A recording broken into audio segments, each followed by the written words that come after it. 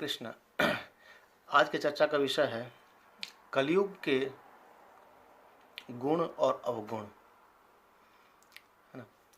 ओम अज्ञानतिमिरान्धस्य ज्ञानाञ्जनशलाकया चक्षुरुन्मीलितं येन तस्मै श्री गुरुवे नमः।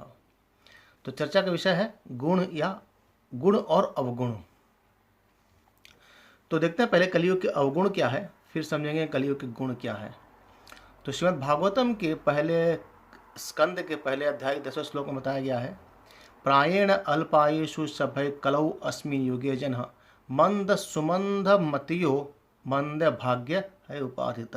इसका मतलब क्या है? प्रायेण अल्पायुषु, इस कलयुग के लोगों की आयु काफ़ी कम होगी, अल्प आयु होगा। पहले के युगों में लोग 1-1 लाख वर्ष, फिर उसके बाद 10,000 वर्ष जिया करते थे, पर आज हम शायद ही 70 साल 80 साल के ऊपर जा सकते हैं। अगर जाते भी हैं तो बहुत दुखदायी होता है उस समय, बहुत पीड़ादायक होता है उस समय।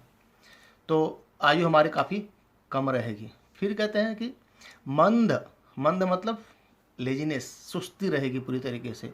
और सुमंद मतियो मतलब पथभ्रष्ट, हमारे पास कोई एक अच्छा रास्ता बताने वाला कोई होगा नहीं, हम हमेशा मिसगाइड रहेंगे, कोई समझ नहीं पाएंगे करना क्या चाहिए हमें इस जीवन में। फिर उसके बाद क्या बताया गया? मंद भाग्यो, हम हमेशा भाग्यहीन रहेंगे, अनलकी रहेंगे। और उसके बाद क्या?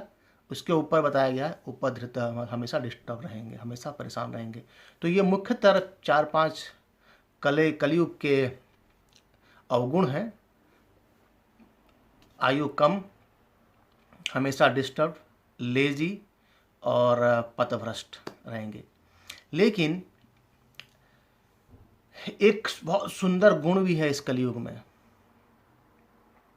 वो गुण इस तरह से बताती है कि वो श्रीमद् भागवतम के 12वें स्कंद के 3रे अध्याय के 51 श्लोक बताती है, कलेर दोषो निधे राजन अस्ति है एक महान गुण कृतनाद एव कृष्णस्य मुक्त संग परम व्रजेत।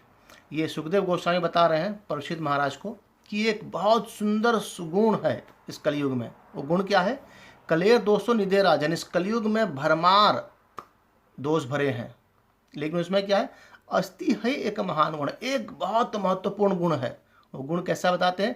कीर्तनाद एव कृष्णस्य, भगवान कृष्ण का कीर्तन करना। कीर्तन करना मतलब भगवान कृष्ण के लीलाओं को, गुणों को श्रवण करना, फिर उससे अपने सगी संबंधियों को बताना और शास्त्रों का अध्ययन करना, हरि कीर्तन करना। ये बताया गया कीर्तनाद एव कृष्णस्य। उससे होता क्या है? मुक्त संग। मुक्त संग मतलब क्या? कि इस भौतिक जगत के से हम मोक्ष प्राप्त पा सकते हैं। सोचिए, भगवान के नाम के गुणगान करके, भगवान के नामों का श्रवण करके, भगवान के नामों को लोगों तक बता करके हम मुक्ति पा सकते हैं। इससे आसान साधन और क्या हो सकता है मुक्ति पाने का? और केवल मुक्ति नहीं, उसके बाद कहती है मुक्त संग परम व्रजेत। सिर्फ मुक्ति नहीं, मुक्ति के बाद क्या है? भगवान के धाम को वापस जाते हैं। परम व्रजेत, परम धाम को भगवान के हम वापस जा सकते हैं। तो इस कलयुग में हालांकि सब कला ही है, लेकिन एक महान गुण है और उस गुण का हमें उपयोग करना चाहिए। भगवान कृष्ण के नामों का जप, भगवान कृष्ण के लीलाओं का श्रवण, भगवान कृष्ण के लीलाओं का नाम के वितरण लोगों तक पहुंचाना चाहिए, लोगों को बताना चाहिए। इससे हमारा अपने आप कल्याण हो जाएगा। ऐसे कहा जाता है ना कि अगर आप परिश्रम करते हैं तो फल आपको मिल जाती है। इस तरह से अगर कृष्ण की सेवा करते हैं तो मोक्ष अपने आप मिल जाती है। और ये शास्त्र बताती है कि मोक्ष ही नहीं, आपको भगवान के परम धाम भी प्राप्त होती है। और इस कार्य को करने के लिए चैतन्य महाप्रभु ने एक बहुत सरल सा उपाय दिया है। क्या? हरे कृष्ण कृष्ण कृष्ण हरे हरे, हरे राम राम राम हरे हरे। अगर हम इस महामंत्र के नाम का जप करते हैं तो हम इस परम धाम को आराम से जा सकते हैं। हरे कृष्ण।